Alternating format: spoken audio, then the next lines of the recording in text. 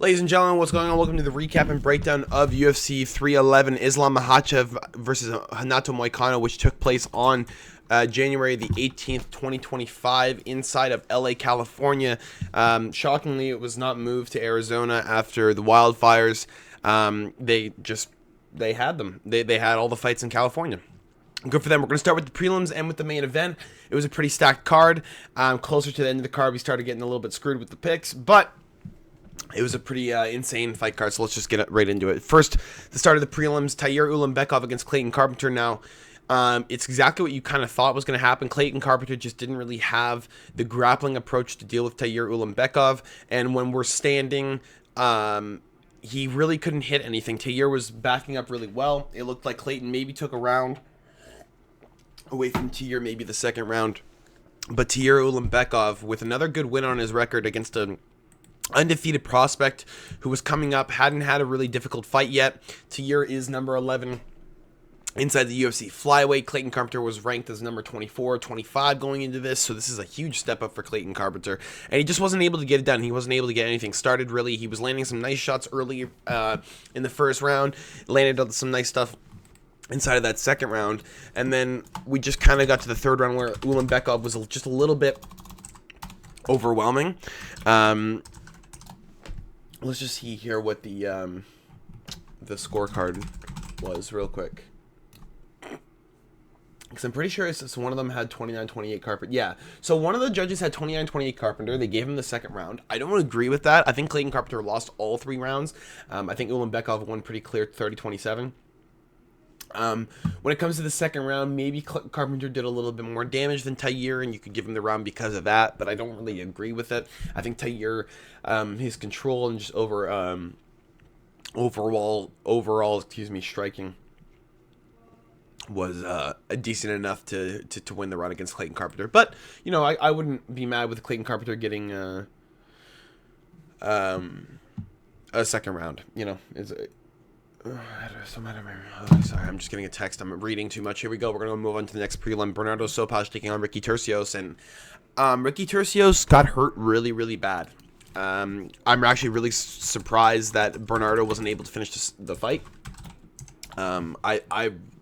Realistically, I thought Bernardo was actually about to knock him out. I think Bernardo Sopaj won all three rounds pretty clearly. I think 30-27 is very easily inside of his favor. I don't know how you would give the fight to Ricky whatsoever. I think it's just Bernardo is just, even as the smaller fighter, man, when we're standing up on the feet, Bernardo was landing bigger strikes. Ricky was attempting takedowns. Bernardo was able to just chuck him off of him, basically just push down on the head and get Ricky off of him. I believe Ricky was really hurt, man. I think his nose is broken. It looked like he was just breathing weird. He had his mouth open inside of the second round. He got rocked really bad. He got dropped, and Bernardo was just kind of overwhelming Ricky. One of the judges gave Ricky the first round. Kind of pathetic. I mean, I don't know how you give Ricky the first round. I don't think he did anything at all. Realistically, I think Bernardo landed the better strikes. I think he had the better striking. When it came to the takedowns, Bernardo was sprawling really well, keeping his hips heavy and not allowing Ricky Turcios to take him to the ground, where it would have been more beneficial for Ricky to just kind of sit on top of him and maybe weigh down on Bernardo a little bit and slow him down. Bernardo Sopaj, again, having a little bit of problem with the gas tank. You could see it inside the end of the second round. Coming into that third round, we were breathing really heavy. Bernardo was starting to be really labored with the shots, and I think if he's fighting any other guy that has a little bit more of a tank inside of that third round, he's going to have a little bit of a problem. Because Ricky's not even a guy that has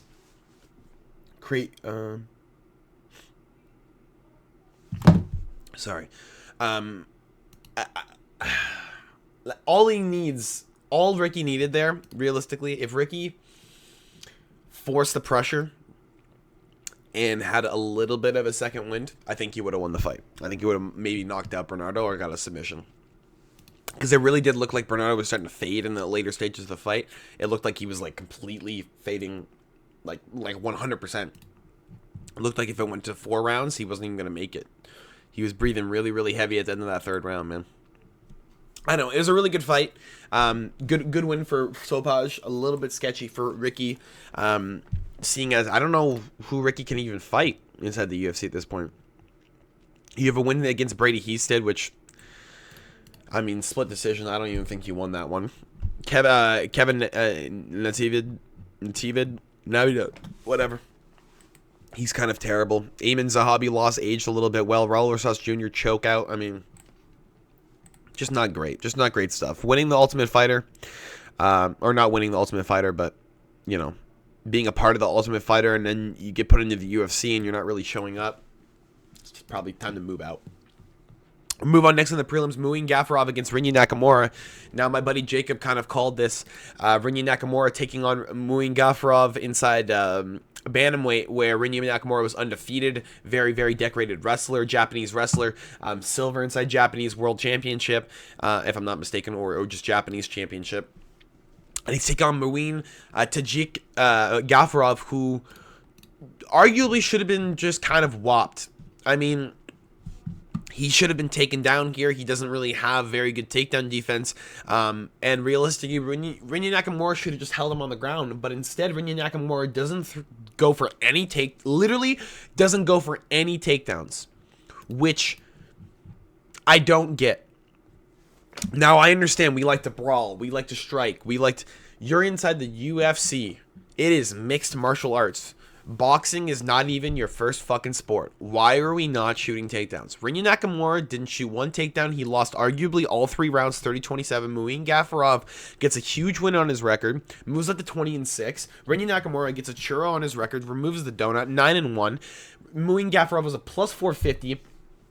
I believe before the fight even started, he was a plus 480. Ridiculous. Congratulations to Muin Gafurov. It's a huge win on his record. Takes out an undefeated prospect. Now, kind of unfortunate, but we just have no prospects left. We have no prospects left, realistically.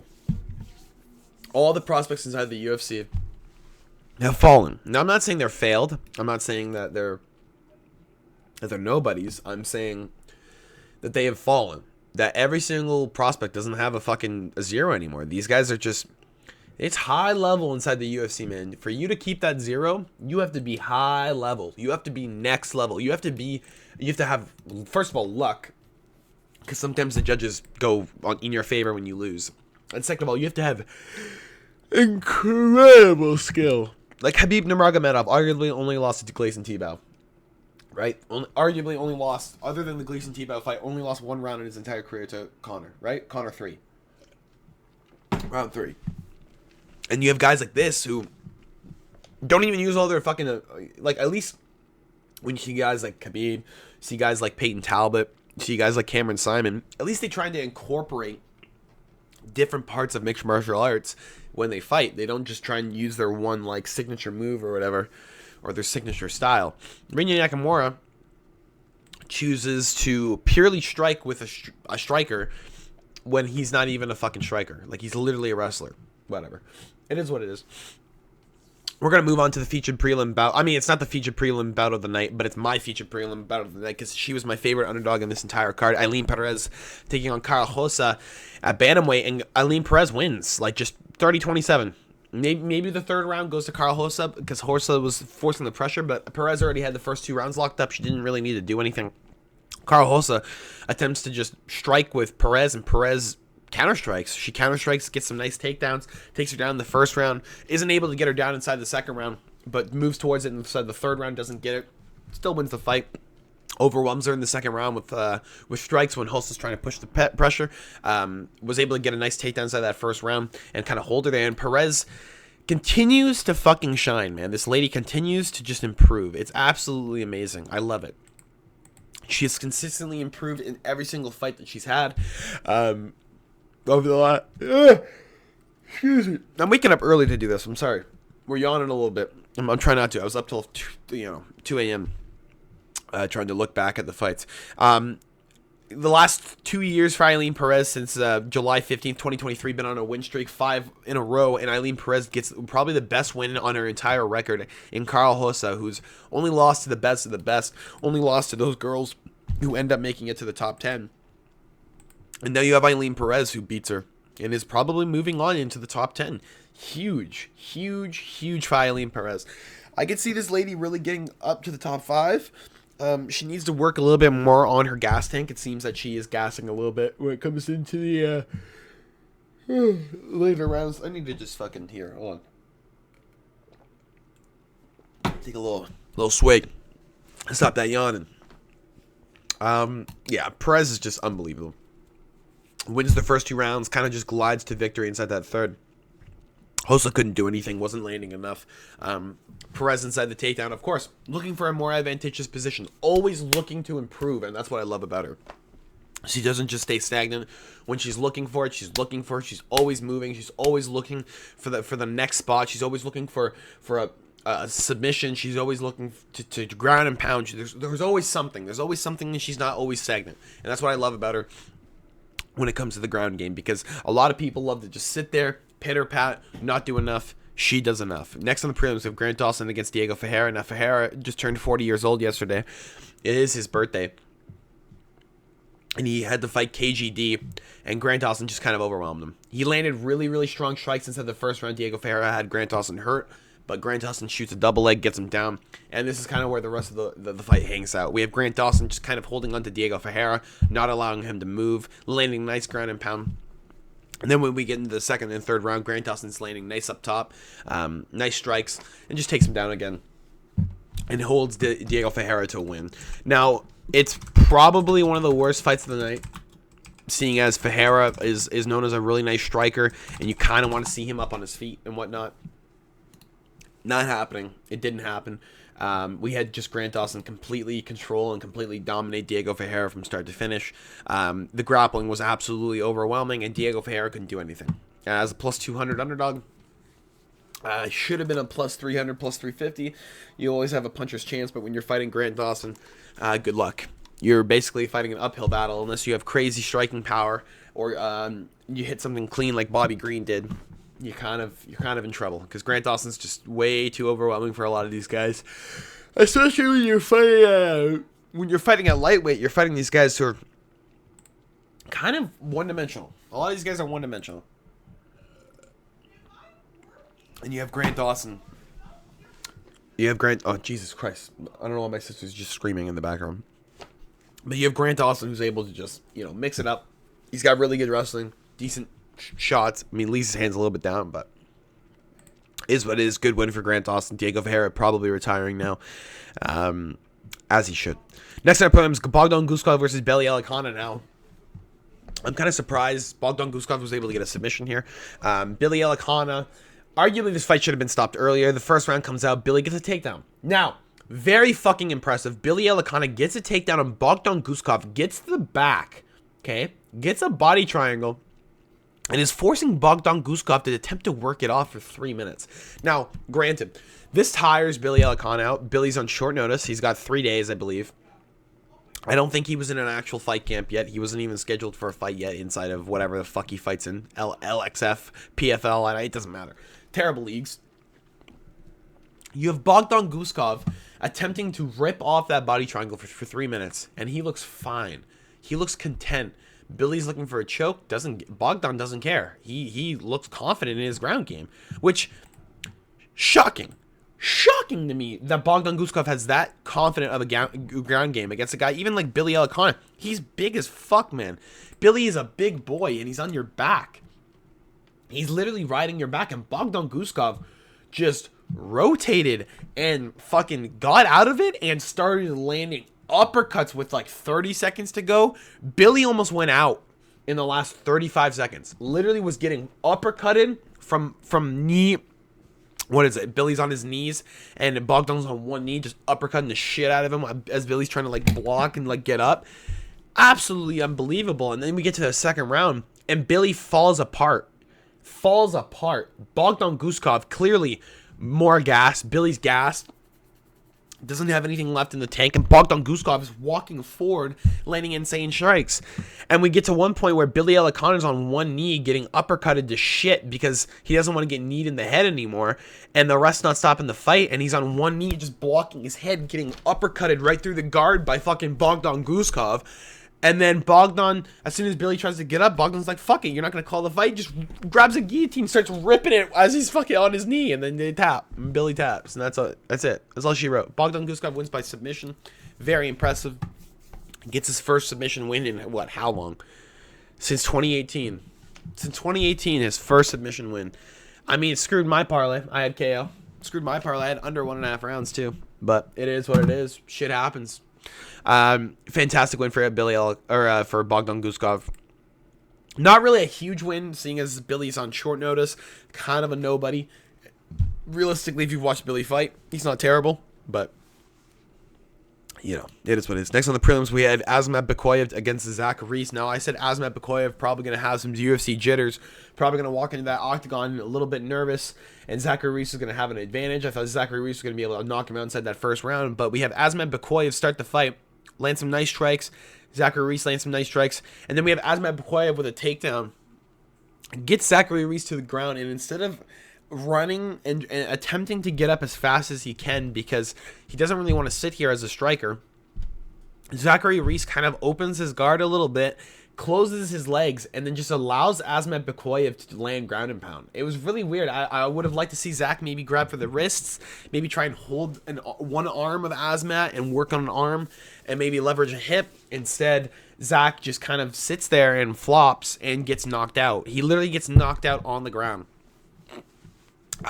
You could see it from the first strike that hit. He wasn't there anymore. His eyes rolled in the back of his head. Azamat landed a couple more strikes, and Zach was bouncing off the fucking and then at one point his head was just kind of up, and he was getting knocked out, and Zach was basically knocked out, and the ref had to push him off, and Zach's head slammed on the back of the canvas, and he was out cold. Really unfortunate for Zach Reese. I really thought he was going to be able to take this down. I thought Azamat Bekoyev was going to have a little bit of a problem with the UFC jitters. I thought him coming into the UFC, this was going to be a big test for him. This is going to be his biggest fight yet. And clearly, I was wrong. It's very clear to me that Zachary Reese is not as good as I thought he was. He's only beaten Julian Marquez, Jose Medina, some of these guys that are not really that good. But I really thought against Bekoyev, I thought he was going to knock him out early. It's just we got to the ground. Zachary Reese gets kind of stuck and loses the fight in a quick fashion. Really unfortunate. That was majority of my parlays there. I had, if Zachary Reese won, I think that was $1,600. I had a $20 parlay, which included Eileen Perez, Bernardo Sopash by decision, Bogdan Guskov, and Zachary Reese, and we missed it there. But it is what it is. I think we had Eileen Perez by decision too, plus 240. Anyway, it is what it is. We're going to move on next to the prelims. That one kind of makes me upset, especially watching that fight. Zachary Reese getting slumped cold, and I actually don't mind the kid. Really unfortunate. Feature prelim of the night by the UFC. Hani Barcelos taking on Peyton Talbott. Now, Peyton fucking Talbott. Peyton fucking Talbott. Why? Literally why? Literally why? I don't know what happened here. Peyton Talbott walks in all cocky, stares down Hani Barcelos, and Hani Barcelos gets an early takedown. Now, oh shit, you have Hani Barcelos on top of you. You're probably going to lose the round. Yep, he loses the round. Okay, we're going to stand up now. So Peyton Talbott has the ability to stand up now. Now he's going to stand up against Hani Barcelos, who's only been knocked out once in his career, but fucking Umar Nurmagomedov knocked him out. Umar doesn't even have, like insane power like that. He has power. He just doesn't have good striking like that. And Peyton's fucking fighting Hani Barcelos. He's almost 40. He's 37 and a half. And he's fighting Peyton Talbott. Talbott literally falls apart. Talbott falls apart. Talbott loses all 3 rounds. All 3 rounds. Peyton Talbott maybe wins the 3rd round. I don't think so. Peyton Talbott completely falls apart. Minus 1,150 favorite. 2% of the predictions had Peyton Talbot winning. Or Hani Barcelos winning. 2% of predictions. And Peyton Talbot gets fucking fraud checked by Hani Barcelos. Hani Barcelos absolutely dog-walked Peyton Talbot as a 7-10 underdog. Dog-walked. Absolutely dog-walked. Now, Jacob called this one last night, too. He called Muin Gafurov, he called Hani Barcelos, and he called Merab Dvalishvili. Now, that parlay would have been insane.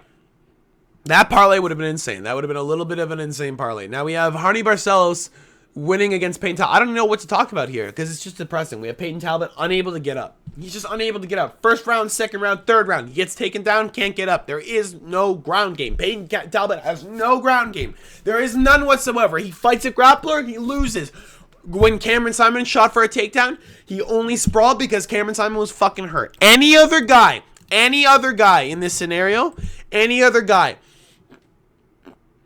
Payton Talbott knocks him out. If he's a grappler, we're not betting Payton Talbot anymore. No more. No more picking Payton Talbot. That is absolutely ridiculous. The fact that he fucking wins is a plus 710 against the guy who's 9-0. He's a huge favorite. He has longer reach. He's a striker. And he's fighting a dude who's fucking 11 years older than him. And he loses the fight by decision. That is one of the worst displays of martial arts I've seen by Payton Talbot in a long time by a mixed martial artist, other than fucking, like, what's his name? What's his name inside heavyweight? Fuck that. Dante Males. That guy's terrible. That guy's fucking awful. I hate watching that guy fight. Shamil Gaziev, too. He's, like, fucking way, like, one-rounded. One-rounded. Can't take you down. Gonna get gassed out and lose. Jaime Barcelos, man. Congratulations to Jaime Barcelos. You know, Barcelos only losing to some of the fucking crazy guys in the division. Umar, Victor Henry, who's really good, arguably. He's almost 40 years of age, and he's still having a great time at bantamweight. You have Umar Nurmagomedov, Kyler Phillips, who's just fucking unreal at this point. Absolutely unreal. You have Timur Valiev. Like, just some absolute unreal names. And Jaime Barcelos proves that he's still here to stay. He's beaten Nurmagomedov. He is a nasty grappler. And Payton Talbot ain't shit. Payton Talbot ain't shit for him. And he proved that. He absolutely proved that. We're going to move on next to the main, to start off the main card. Rainier de Ritter against Kevin Holland. And now, I had Kevin Holland by knockout. I thought we were going to be standing a little bit longer than 2 seconds. No. Kevin Holland gets taken down right away and proves why he's one of the worst fucking fighters at middleweight. And the reason being, there was at least 2 or 3 times where he could have gotten up, where Rainier de Ritter basically allowed him to get up. Obviously, Rainier would have tried to grab the back as soon as he walked away like that, but it would have allowed Kevin Holland to at least get to his feet and work to scrape Rainier off the back. Instead, Kevin Holland chooses to stay on the ground with Rainier de Ritter, which is absolutely fucking ridiculous. You're fighting one of the best submission grapplers in MMA at middleweight, and you just want to stay on the ground with him. Okay, you want to stay on the ground with him, you do you. Okay, and then we get, then Kevin Holland gets rotated. Oh, now we have his back. Oh, and in having his back, Rainier barely has the choke in, and still chokes him out. And he slowly is just cinching it, and you just see Kevin Holland start to, like, breathe weird, and he just fucking has to tap, and it's over. And now, before that, you have Joe Rogan, you have fucking, what's his face? Oh, he's sitting there with his legs, he's got his legs crossed, and you have Joe Rogan saying, oh, it's close, oh, it's tight. Bro, he has his legs locked. He has a high guard in Rainier de Ritter. He does not have a triangle. I don't know what Joe is seeing. I don't know if Joe's on meth. I don't know what we're looking at here. But it wasn't a triangle choke. And Kevin wasn't going to ever get a triangle choke on Rainier de Ritter. Never. It's never going to happen. Literally never. Rainier de Ritter will only lose by knockout, probably. This dude on the ground is absolutely insane. And we knew that. We knew that going into it. We knew it was going to be an early fight. Under 1.5 rounds was pretty good, but you have Kevin Holland, who should have knocked him out. We should have been standing a little bit longer than literally 2 fucking seconds against Rainier de Ritter. But no, you choose to go to the ground, basically. Because arguably it's a fucking choice, seeing as he sat there and didn't want to move. And then you have Kevin Holland lose to a submission. Good work. Great work from the goofball there. Good job, Trailblazer. High five. Let's go. We have next on the main card, Jailton Almeida against Sergey Spivak, and the Polar Bear had no chance. Literally no chance. Jailton Almeida, I mean, he could have choked him out if he wanted to. Flattened Sergey Spivak out in the end of the first round. Just landed nasty ground and pound and forced the ref to stop the fight. Wasn't anything for Spivak to do. Jailton Almeida is just faster, much better grappler. This is the first time Sergey Spivak has really had a guy that wants to engage him in the grappling, that wants to engage him in this type of area. And you have Jailton Almeida completely oblige to Sergey's type of fight and just go right to the ground and just start laying out ground and pound to shit. Just laying him out. Just literally laying him out. And there was nothing for Spivak to do. I don't think he could have done anything different. I think it's just the fact that Jailton Almeida is one of the guys at heavyweight that is kind of a problem. He's kind of a problem. And it's just, his biggest problem is his weight.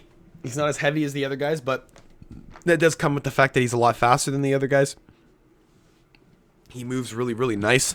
And he's got insane grappling to the point where a lot of heavyweights don't have that. A lot of heavyweights focus on the punches. They focus on the power. Justin Taffa, Junior Taffa, Cyril Gahn, Tai Tuivasa. These are a lot of guys who purely strike and choose not to really engage in the grappling that much. And when you have a guy like Jailton Almeida who wants to engage in the grappling and will force you to engage in the grappling, seeing as he's that good, you better be ready. You better be ready at heavyweight. The heavyweights are starting to turn out a lot better, man. Sergey Spivak in and of himself is also one of those guys. He wants to grapple with you. He's going to grapple with you. And if you are not ready to grapple with him, you're kind of fucked. Low-key, you're kind of fucked. Cyril Gahn was able to knock him out. But I think if Jailton Almeida fights Cyril Gahn, you're going to see a submission at least early. Next on the main card, Jiri Prochazka taking on Jamahal Hill. Now, this is exactly how I thought this fight was going to go. Jiri Prochazka wins the first round, lands some nice strikes on Jamahal Hill. We come into the second round, and Jiri's chin is starting to be his own enemy. He gets tagged with a couple shots, a couple fouls. Jiri gets eye poked. And we go to the third round, where I believe the odds are even going into the third and final round. It could be 1-1. I thought Jiri might have been up 2-0. Will we go? And Prochazka just lands a nice strike, a nice shot on Jamahal Hill. Like a nice one. A 1-2, snaps his head back, drops him. And Jamahal just has Jiri on his back, getting uppercutted, and Jamahal can't really do anything. He's kind of stuck. I would have liked to see it maybe stopped a little bit earlier. I think Jamahal was done, but this is one of my favorite fights of the night, seeing as Jamahal Hill talks so much shit. And Jiri Prochazka is one of those guys who has so much aura about him that you just hope he wins. You really hope that whatever happens, Jiri wins, because it's just like this dude literally is like a storybook. Like it's weird the way he talks, the way his videos are, like the way he trains in the woods against a tree. Like this guy's just absolutely unbelievable. And you have Jamahal Hill, who complains about the Pereira fight, complains about all his loss, says it's not his fault, says it's this, says it's that, says it's this, says it's that. Listen, motherfucker, this is your fault now. Now we're in the third round against Jiri Prochazka. You're 12 minutes in, and you get cracked with a big strike. That's not fucking Pereira's fault anymore. That's not the ref's fault anymore. That's not anybody's fault except your own. And your eye is swollen because you have a mouse underneath your eye, and your left eye because it's so swollen because Jiri cracked you with a perfect strike. And now you're fucked. I don't give a shit what Jamahal says. I don't think he's that good. I don't think he's that good. Even Jiri is just a really good striker, and he was able to catch Jamahal. When it comes to light heavyweight, Jamahal is not going anywhere. Jamal's not going literally anywhere. You'll be top 10 maybe for a while. You're not getting that belt back. You'll never get that belt back. Jiri has a better chance of getting that belt back than you. It's very clear. Jiri knocks him out inside the third round. Jamahal Hill has nothing left, and he doesn't even have any grappling to come inside with it. He's nothing. Jamahal Hill has pillow fists. His name's Sweet Dreams, and he couldn't even knock out Jiri, who gets chinned by fucking half the people he fights. Literally gets dropped or hurt really bad against half the people he fights. And he got hit with one nice shot against Jamahal inside the early round, and that kind of woke up Jiri. And Jiri just started blasting him. Very good fight. Really impressive. We have the next co-main event of the evening. If you guys did enjoy this, make sure to drop a like and subscribe if you haven't already. Cheers. We have Merab Dvalishvili against Umar Nurmagomedov now. Umar wins the first 2 rounds, very clear. Merab gets tagged, out-grappled, out-scrambled.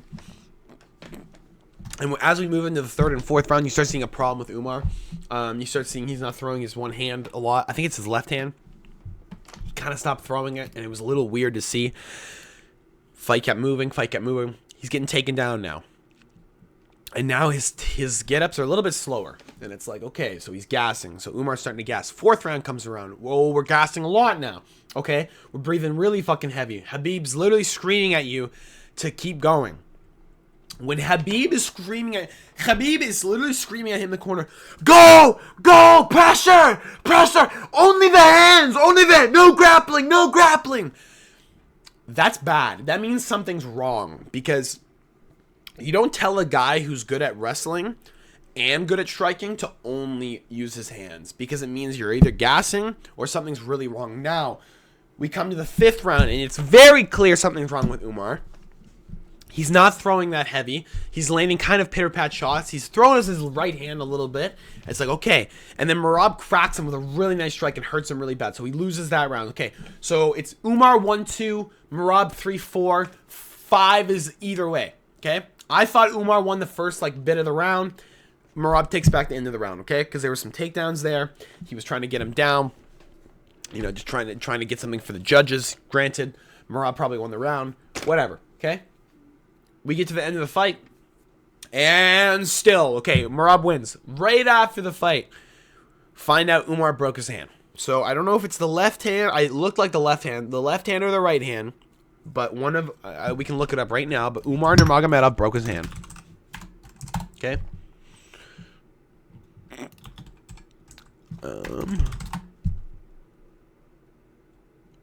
It looks like it's his left hand. Let's see here. Yeah, that is a broken left hand right there. That is a broken left hand. That is very clearly a broken left hand. Yeah, the front half of his hand shattered right here. Right here on the front. Here, I'll move the key here. Sorry, guys. Can you just give me 10 minutes? I'm just leaving. Oh, where are you leaving? I'll be back before 4:30, so you still need my car. Oh, okay. That's literally all I'm asking. Okay, yeah, I still need your car. Thank you. Okay, we're just gonna continue this. Oh, but it's very clearly on his left hand. It's broken. There wasn't much for him to do. Sorry, I'm kind of stutter stepping. It's unfortunate because Umar won the first 2 rounds pretty clear. He looked pretty dominant inside those first 2 rounds. Looked like Merab was gonna have to play a little bit of catch up, and then you just get to the 3rd and 4th round, and you see Umar not able to throw that hand anymore, and it kind of comes into a big problem where, yeah, it's just. When you have a guy like Merab, man, and he's not stopping, you can't stop either. And when you have an injury like that, I said it in my best bets, okay? I said it in the betting talk that I posted on Thursday or Friday. Oh, no, I must have posted it yesterday. I said in the betting talk that when it comes down to this fight, if Umar gets his leg hurt, gets his arm hurt, it's a problem because Merab doesn't stop. And Merab's going to keep coming at him. Now, that's exactly what happened. Merab did not stop. Merab continuously came at Umar and easily took the fight away from him. Now, Merab, all hats off to him.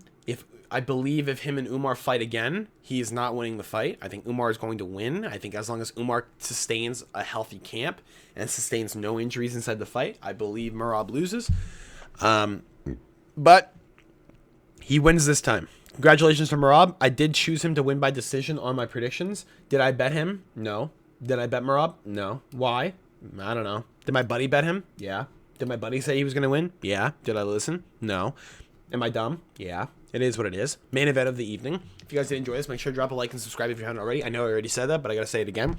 Islam Makhachev against Renato Moicano. Now, money Moicano! I can't lose! Money Moicano! I need the money, man! I need the money! I can't lose, bro! Guess what? You lost in the first round by submission. Everyone knew it was going to happen. We all had a feeling it was going to happen.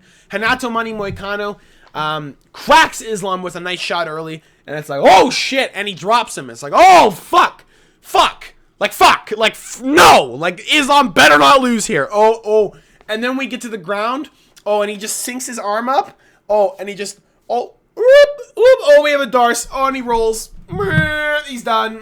Good night. Good night. Good night, sweet cheeks. Yeah, Money Moicano just got trapped.